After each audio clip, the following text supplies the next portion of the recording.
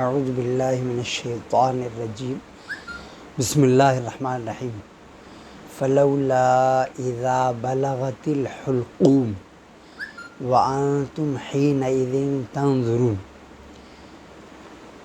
یہ سورہ واقعہ کی آخری آیت نمبر 83 سے آیت نمبر 96 تک۔ عنایت مختار شانو نے سکرات کے وقت، یعنی جو انسان کے جان نکلنے کا وقت ہوتا ہے، ان حالات کو بیان فرمایا۔ فلولا اذا بلغت الحلقوم، سورہ قیامہ میں اللہ نے بیان فرمایا، یعنی آدمی جب بے بس ہوتا ہے وہ کچھ نہیں کر سکتا۔ ایک صاحب نے بتایا کہ ان کے سامنے ایک کی جان نکلی تو وہ اس وقت ٹی وی دیکھ رہے تھے، بڑی عمر ہو گئی تھی، لیکن وہ یہ کہتے کہتے مر گئے کہ میں مرنا نہیں چاہتا، روح قبض ہو گئی۔ تو اللہ تعالیٰ سب کو اپنی رضامندی کے ساتھ لے جائے۔ تو یہاں آخری وقت کے حالات، سکرات کے وقت کے حالات بیان فرمائے۔ فلولا اذا بلغت الحلقوم وانتم حینئذ تنظرون، اور جب جان حلق میں اٹک جاتی ہے، حلق تک آ جاتی ہے، اور اس وقت تم آنکھوں سے دیکھ رہے ہوتے ہو، عزیز و اقارب سب بیٹھے ہوتے ہیں، کوئی کچھ نہیں کر سکتا۔ وَنَحْنُ أَقْرَبُ إِلَيْهِ مِنْكُمْ وَلَٰكِن لَا تُبْصِرُونَ، اور ہم تمہاری بنسبت اس کے اس وقت سب زیادہ قریب ہوتے ہیں، لیکن تمہیں نظر نہیں آتے۔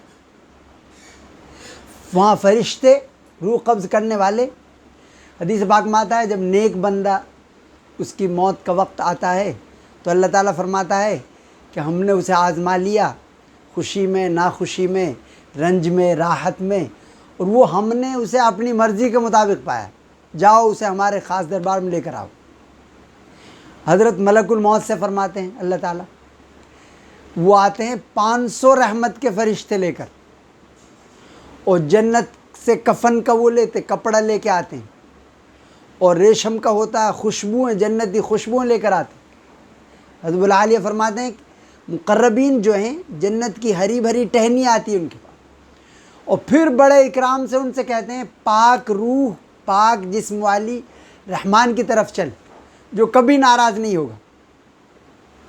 اس طرح اکرام سے اسے لایا جاتا ہے۔ فلولا اذا بلغت الحلقوم وانتم حینئذ تنظرون۔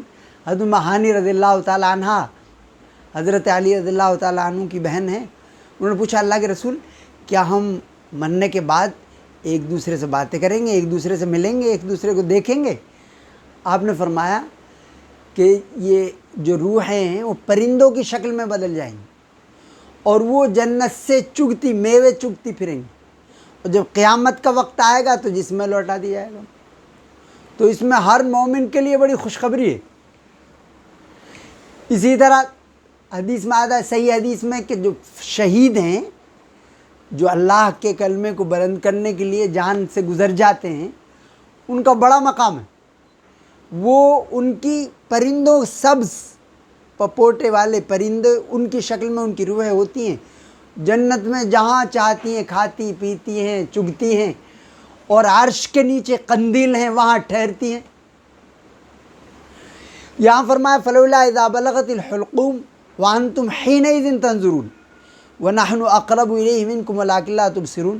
فلولا إِن كُنتُمْ غَيْرَ مَدِينِينَ، اگر تم محکوم نہیں ہو، زیر فرمان نہیں ہو، ترجعونها إن كنتم صادقین، تو اس روح کو واپس کیوں نہیں لوٹا لیتے اگر تم اپنے خیال میں سچے ہو؟ یعنی تمہارا بس ہے، نہ پیدائش میں تمہارا بس ہے، چلتا ہے، اور نہ موت میں۔ اس نے جسے چاہا جہاں پیدا کیا، جب چاہا اسے وفات دے دی۔ ترجعونها ان کنتم صادقین فاما ان کان من المقربین، پھر اگر وہ مرحوم جو ہے مقربین میں سے ہے، اللہ کے مقربین میں سے، فروح و ریحان، روح راحت، تو اس کے لیے راحت ہے، و ریحان نعمتیں ہیں، آرام ہے، وہ جنت النعیم، اور نعمتوں سے بھری ہوئی باغات ہیں۔ واما ان کان من اصحاب الیمین، اور بعض دفعہ ایسا ہوتا ہے کہ جو اہل اللہ ہوتے ہیں، بعض وہ یا آخری وقت میں ایک بزرگ وہ کہہ رہے ہیں السلام علیکم ورحمۃ اللہ وبرکاتہ، یعنی وہ یہ کہہ رہے ہیں، اور کوئی تھا نہیں وہاں، یعنی فرشتوں سے وہ سلام کر رہے تھے، ارے تمہارا تو انتظار تھا، اور ہنستے ہوئے چلے گئے۔ یہاں فرمایا ترجعون ان کو فروح و ریحان و جنت النعیم۔ علامہ اقبال فرماتے ہیں نشان مرد مومن باتو گویم، کہ مرد مومن کی نشانی میں تمہیں بتاتا ہوں، چو مرگ آیت تبسم بر لب اوست، یعنی جب موت آتی ہے تو اس کے لبوں پر تبسم ہوتا ہے، پیشانی پہ پسینہ ہوتا ہے، خوشی خوشی ہو جاتا ہے۔ عبد الرحمن بن ابو یعلا وہ ضعیف ہو گئے تھے، سر کے بال داڑھی کے بال سفید ہو گئے، ایک جنازے میں شرکت کے لیے گدھے پر سوار ہو کر جا رہے تھے، تو صحابہ ملے تو انہوں نے یہ حدیث سنائی، کہ جو اللہ تعالیٰ کی ملاقات کو پسند کرتا ہے اللہ تعالیٰ اس کی ملاقات کو پسند کرتا ہے۔ من احب لقاء اللہ احب اللہ لقاءہ، اور جو اللہ کی ملاقات کو ناپسند کرتا ہے اللہ اس کی ملاقات کو ناپسند فرماتا ہے۔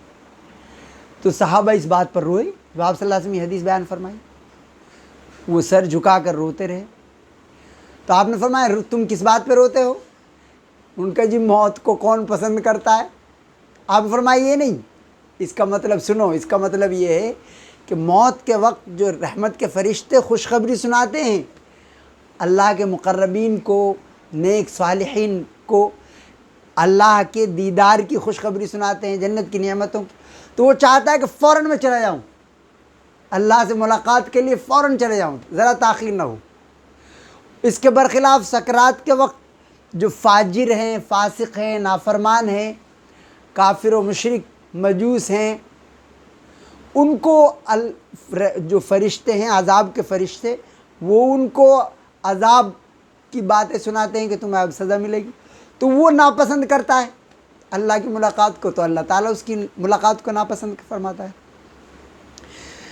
فَأَمَّا إِنْ كَانَ مِنَ الْمُقَرَّبِينَ فَرَوْحٌ وَرَيْحَانٌ وَجَنَّةُ النَّعِيمِ وَأَمَّا إِنْ كَانَ مِنَ تو اب وہ مرحوم جو ہے یا تو مقربین میں سے ہوگا، یعنی اللہ کے خواص میں سے، خواص بندوں میں سے، خواص الخواص میں سے، یا وہ اصحاب الیمین میں سے ہوگا، عام مومنین میں سے، یا پھر وہ بدبخت ہوگا۔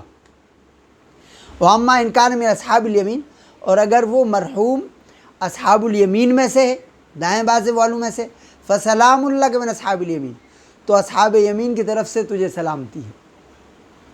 وَأَمَّا إِنْ كَانَ مِنَ الْمُكَذِّبِينَ الضَّالِّينَ، اور اگر وہ جھٹلانے والوں اور گمراہ لوگوں میں سے ہے، جو اللہ کی معرفت سے جاہل رہے، اللہ سے غافل رہے، مکذبین ضالین میں سے ہے، فَنُزُلٌ مِّنْ حَمِيمٍ، تو کھولتے ہوئے پانی سے اس کی مہمانی ہوگی، وَتَصْلِيَةُ جَحِيمٍ، اور جہنم کا داخلہ یقینی ہے، إِنَّ هَذَا لَهُوَ حَقُّ الْيَقِينِ، اور یہ بات قطعی یقینی ہے، یعنی یہ اللہ کا، خالق مالک کا، جس نے پیدا کیا، جو محیی ہے، زندگی دینے والا ہے، ممیت ہے، موت دینے والا ہے، اس کا فرمان ہے، یہ قطعی یقینی بات۔ فَسَبِّحْ بِاسْمِ رَبِّكَ الْعَظِيمِ، آپ اپنے رب عظیم کی تسبیح بیان کرتے رہیے۔ تو آپ نے فرمایا کہ اسے اپنے رکوع میں رکھو، اور سبح اسم ربک الاعلیٰ، اس وقت آپ نے فرمایا اس کو اپنے سجدے میں رکھو۔ جب آدمی یہ پڑھتا ہے سبحان اللہ العظیم و بحمدی، حدیث میں آتا ہے ایک درخت جنت میں لگایا جاتا ہے، اس لیے آپ صلی اللہ علیہ وسلم تہجد کے لیے اٹھتے تو یہ آپ 10 بار فرماتے اللہ اکبر، 10 بار فرماتے الحمدللہ، اللہ سبحان اللہ، استغفر اللہ، پھر یہ دعا مانگتے اللہم اغفر لی واہدنی وارزقنی وعافنی۔ اللہ تعالیٰ اپنا فضل فرمائے، اپنا رضامندی عطا فرمائے۔